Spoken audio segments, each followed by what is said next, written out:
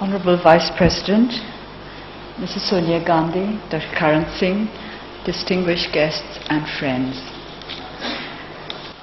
There can be few occasions in life more fulfilling than those on which debts of kindness and friendship can be repaid. These past few months have furnished me with many opportunities to thank peoples and organizations and governments for their staunch support for the democratic cause in Burma and for me personally. The sympathy and understanding received from around the world enabled us to continue with renewed vigor along our chosen course in the face of immense difficulties. Words of thanks alone are barely an adequate return for encouragement and help given in generous measure when we were most in need. Today, I wish to thank you for the Jawaharlal Nehru Memorial Prize that was awarded to me in 1995, the year that I was released from my first term of house arrest.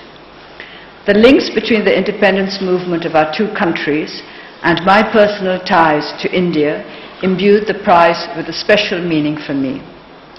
The thoughts and actions of the leaders of the Indian independence movement provided me with ideas and inspiration. Our movement for democracy in Burma is firmly rooted in the principle of non-violence that Gandhi made into an effective political force even against the most powerful opponents. His influence on my political thinking is widely recognized. The influence of Jawaharlal Nehru on my life in politics is less well known. Panditji was a name known to me since I was little past the toddler stage. My mother spoke of him as a revered friend, almost a father figure, both to her and to my father. I had little idea of his importance as a statesman beyond the fact that he was the Prime Minister of India. To my infant mind, he was a kindly old man who had provided my father with 2 sets of uniform, the smartest he ever possessed. In January 1947, my father had stopped in Delhi for 2 days on his way to London for formal negotiations for Burmese independence. He had left Burma in the thin cotton uniform of the People's Volunteer Organization. Panditji took one look at the flimsy khaki outfit and decided it would not do for the icy weather of London. That was one of the coldest winters in the history of England. He gave instructions that 2 sets of a warm and smart version of the PVO uniform be made immediately. He decided that my father would also need a heavy overcoat, but since there was not enough time to have one made to measure, a British Army issue greatcoat was procured. The most widely known photograph of my father shows him wearing this garment, a bit outsized, in the garden of 10 Downing Street. My father was still a university student when he first met Jawaharlal Nehru and other Indian leaders. The student unions were at the forefront of the independence movement in Burma, and shared aspirations led to ties of friendship between anti-colonial forces in our two countries. However, as the Second World War approached, the paths to freedom chosen by the Burmese diverged from the non-violent way of Gandhi. My father led a group of young men, the 30 comrades, to Japan for military training, and this small pioneer force became the core of the Burma Independence Army. During the years under Japanese occupation, 1941 to 1945, Burmese independence leaders had little contact with the leaders in India, but came to know Netaji Subhash Chandra Bose and the Indian National Army. At the end of the war, when Netaji's brother, Sarat Chandra Bose, came to Burma to offer his services as a defense lawyer in the trials of members of the INA, my father delivered an address of welcome at a reception held in the City Hall of Rangoon. He referred to Sarat Chandra Bose as one of the leaders of India, a great brother of a great Indian.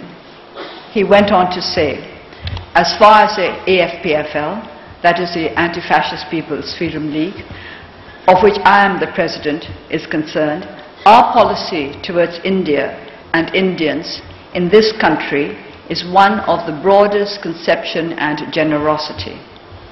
We have no axe to grind. We nurture no feelings of racial bitterness and ill will. We stand for friendly relations with any and every nation in the world. Above all, we want to be not merely good neighbors. We stand for more than friendly relations with our neighbors. We want to be not merely good neighbors, but good brothers. We stand for an Asiatic federation in a not very remote future. We stand for immediate mutual understanding and joint action wherever and whenever possible, for our mutual interests and for the freedom of India, Burma, and indeed all Asia. We stand for these and we trust Indian national leaders implicitly.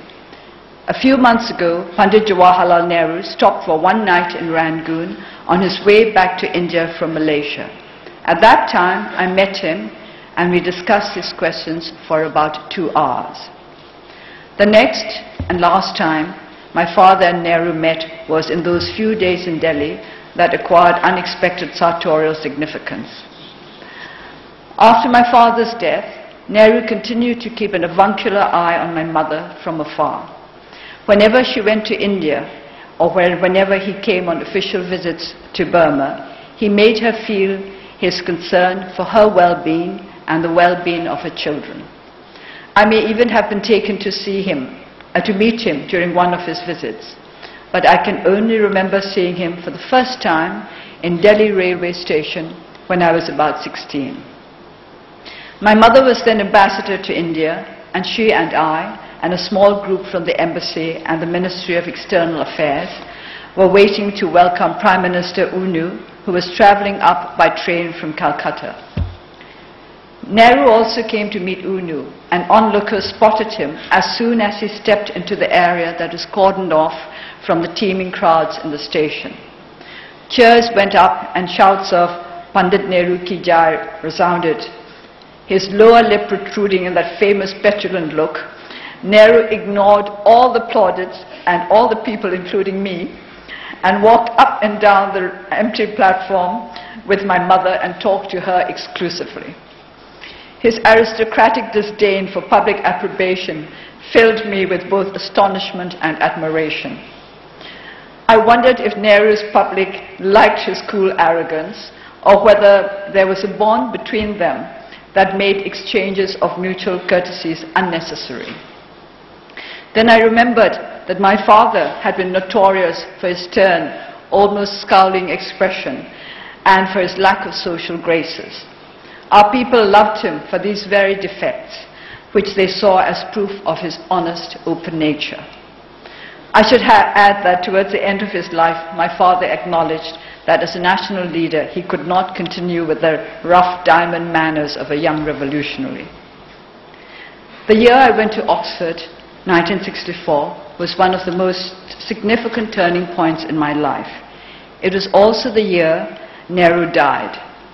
Next to the overwhelming grief of the people, not just in India, but in all parts of the world, I remember most vividly reports of the poem by Robert Frost found on his desk. Oxford did not take me away from India, for I made many Indian friends there. After my marriage, my husband's work in Himalayan studies took our family frequently to the north of the country. My last sojourn in India was spent as a research fellow in the Indian Institute of Advanced Studies in Shimla from 1987 to 1988.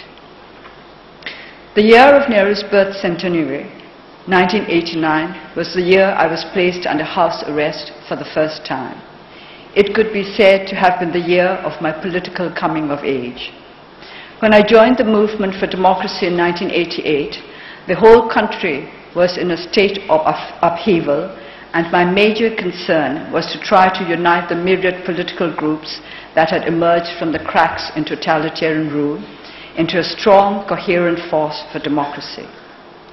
Each day was more than eventful.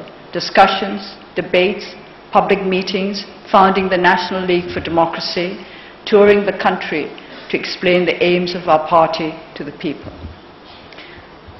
The State Law and Order Restoration Council had announced that elections would be held in 1990, and the election laws were made public in April 1989. The Central Committee of NLD was divided over whether or not the party should contest the elections. I pointed out that the laws made no provision for the transfer of power and that I did not believe the military regime would step down unless the winner turned out to be the erstwhile Burma's Socialist Program Party. We were still undecided with regard to the election issue when I was placed under house arrest in July. The chairman of the Township Law and Order Restoration Council, an army major, appeared at my gate with a warrant and a group of officers, civilian, military and police, in the morning of 20th July, and I thought I was going to be taken to prison. As all members of the NLD had to be prepared for such an eventuality, I had already packed a small bag with the necessities of life in jail. My sons had come for their summer holidays, and they understood that I was going to be arrested. When the chairman appeared at the front gate, Kim asked him if I would be kept as an A-class prisoner or a B-class prisoner. Somebody must have been talking to him about colonial times when political prisoners were given B status, better treatment and more privileges than the criminal C-class. A was reserved for very important prisoners such as retired prime ministers. The chairman was somewhat disconcerted by my son's question and replied that I would not be taken to prison. This is how I learned that I would be placed under house arrest under a section of the law that had never previously been invoked. House arrest meant that external activities suddenly came to a halt. It was also an indication that our struggle would be difficult and long. I would have to decide how I would chart the course of my life for the foreseeable future. Among the maps I used to see me through the years that headed into the unknown were Nehru's autobiography and Discovery of India. Quote, "Time seems to change its nature in prison. The present hardly exists, for there is an absence of feeling and sensation which might separate it from the dead past. Even news of the active, living and dying world outside has a certain dreamlike unreality, an immobility and an unchangeableness as of the past." I read the above words of Nehru and made comparisons with my own situation. I certainly did not see the present and past as inseparable, perhaps because I had access to a shortwave radio that kept me in touch with the outside world and made it come vividly alive for me.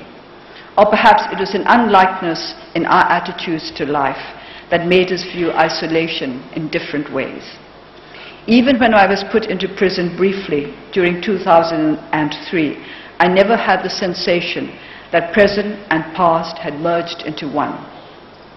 There was, of course, a sameness to the days, but each was separate and distinct, so many different stones in a string of perfectly matched diamonds. I use the diamond metaphor deliberately because each day had to be used to forge anew an adamantine resolution to continue along the chosen path. There was, however, much in Nehru's books to make me feel we had many things in common. I was struck by the fact that the very first fragment of poetry he quoted in Discovery of India was from one of my favorite poems, one that had lodged itself in my memory almost instantly at my very first reading of it. Yeats, an Irish airman, foresees his death. Yet even in our liking for the same lines, there was a difference. Nehru wrote of wanting to experience again that lovely impulse of delight that turns to risk and danger and faces and mocks death. I had remembered the words as that lonely impulse of delight, and I could not check to see which version was correct, as I did not have the poem to hand. To me, lovely changed the entire meaning of the poem. I wished I could have discussed the matter with Nehru himself. Was it not essentially lonely, rather than lovely, to delight in what would seem at least inexplicable, if not downright undesirable, to most of those around us? When, after years of house arrest, I managed to look up the poem, I found that lonely was indeed the right word. Was lovely a misprint in my copy of Discovery of India, or had Nehru misread the line?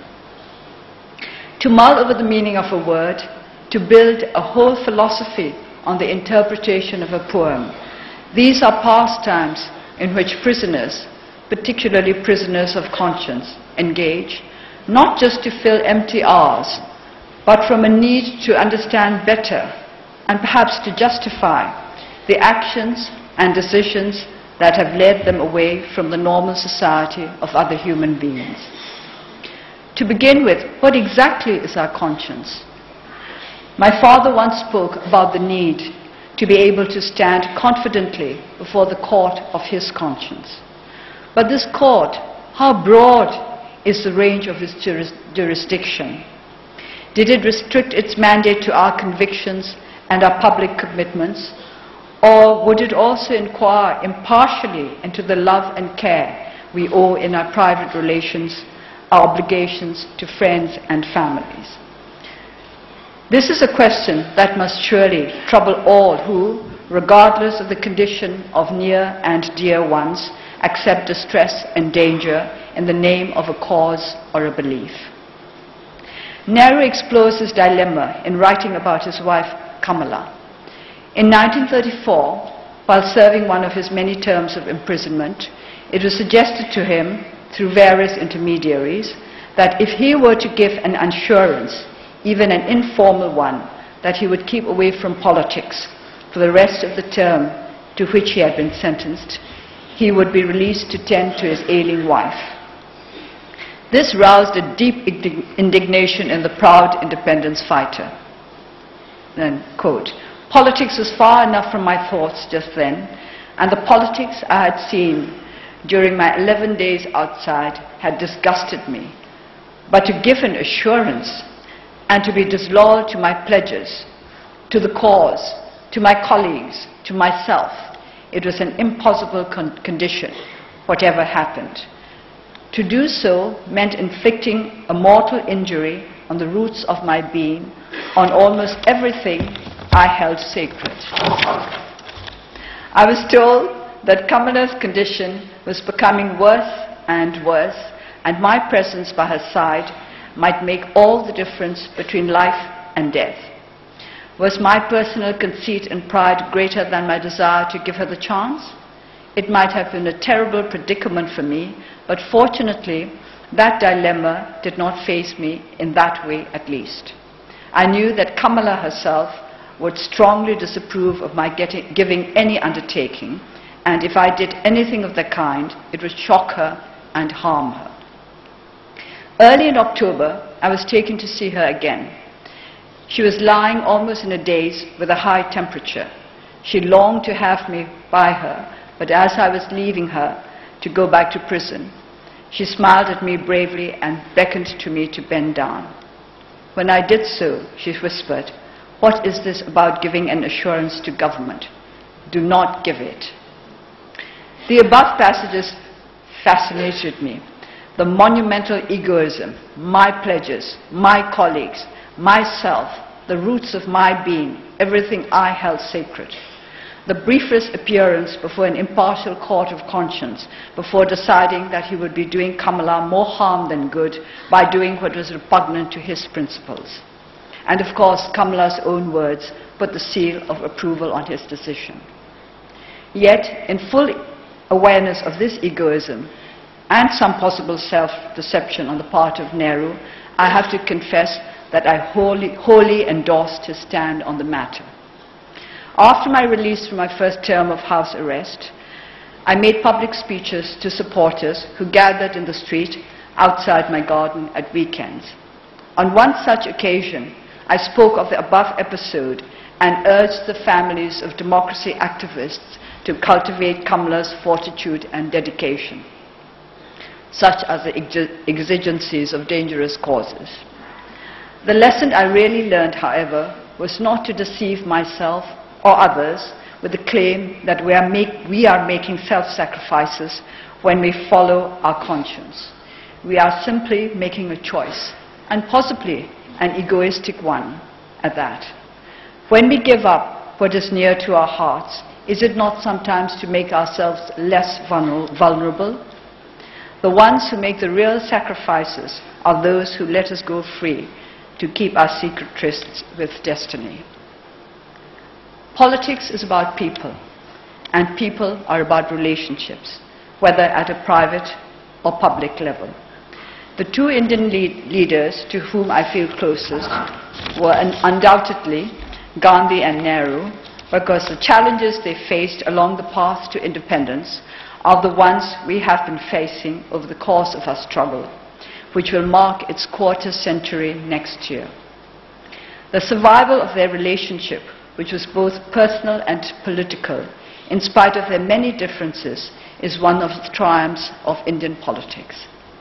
When Gandhi decided to withdraw the civil disobedience movement, Nehru was deeply distressed.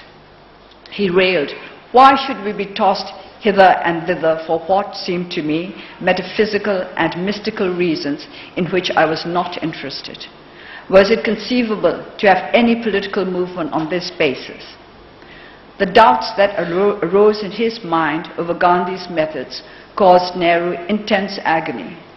In his cell in Alipore jail, life appeared to him a dreary affair, a very wilderness of desolation.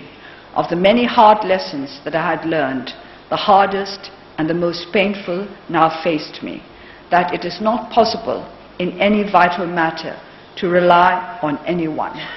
One must journey through life alone. To rely on others is to invite heartbreak. The lesson Nehru learned is one we have to learn and relearn again and again along the long and different journey to goals that can only be won through hard work and perseverance. At the same time, if our hearts cannot cleave to our colleagues, if our loyalty to those who share our values and aspirations becomes strained, or we have reason to doubt their loyalty, we are cast adrift into a wilderness of uncertainty. During one of my periods of isolation, I jotted down on a piece of paper that if I could be sure of one, just one, totally trustworthy, totally reliable, totally understanding, totally committed friend and colleague who would keep faith with me and with the cause in which we believed throughout the vicissitudes of this existence, I could challenge the combined forces of heaven and earth. In isolation, one tends towards melodrama. When I heard on the radio, suddenly and unexpectedly one day, that the Central Executive Committee had expelled me from the party for the simple reason that I happened to be under detention, I felt myself to be in a curious no man's land, far away from everything except my own volition. I realized that pressure must have been exerted on the party and that it must be going through a very difficult period. Finally, I decided that it was for me to keep faith with my party as long as it kept faith with our cause, regardless of their official position with regard to me. I thought of Nehru's ability to keep truth to Gandhi in spite of serious differences between them, and it strengthened my conviction that we had to cleave to comrades and colleagues despite dissension and disagreement. As the 100th anniversary of Nehru's birth, 14th November 1989, approached, I copied a long paragraph from his autobiography onto a large sheet of paper. This is what I copied. "Law and order, we are told, are among the proud achievements of British rule in India. My own instincts are entirely in favor of them. I like discipline in life and dislike anarchy and disorder and inefficiency. But bitter experience has made me doubt the value of the law and order that states and governments impose on the people. Sometimes the price one pays for them is excessive, and the law is but the will of the dominant faction, and the order is a reflex of an all-pervading fear. Sometimes, indeed, the so-called law and order might be more justly called the absence of law and order. Any achievement that is based on widespread fear can hardly be a desirable one, and an order that has for its basis the coercive apparatus of the state and cannot exist without it is more like a military occupation than civil rule. I find in the Rajatarangini, the 1,000-year-old Kashmiri epic, historic epic of the poet Kalhana, that the phrase is repeatedly used in the sense of law and order, something that it was a duty of the ruler and state to preserve is dharma and abhaya, righteousness and absence of fear. Law was something more than mere law, and order was the fearlessness of the people. How much more desirable is this idea of inculcating fearlessness than of enforcing order on a frightened populace? Nehru's words not only reflected my own sentiments exactly, but were so entirely appropriate at a time when the State Law and Order Restoration Council was imposing rule by fear in Burma. I hung the sheet of paper in the entrance hall of my house at a place where the security personnel, usually members of the military intelligence, who were my only visitors, could not fail to see it. At the bottom of the sheet, I wrote Jawaharlal Nehru in large and red letters, not just in acknowledgement of authorship, but as a defiant name flung at all who had a warped view of law and order. During the years of house arrest, I felt closer to those with whom I could identify politically, intellectually, or spiritually through their thoughts, even if they were complete strangers or figures of the past, than to those whom I knew well personally. This I imagined to be a predictable state of mind for those incarcerated with nobody except their own conscience for company.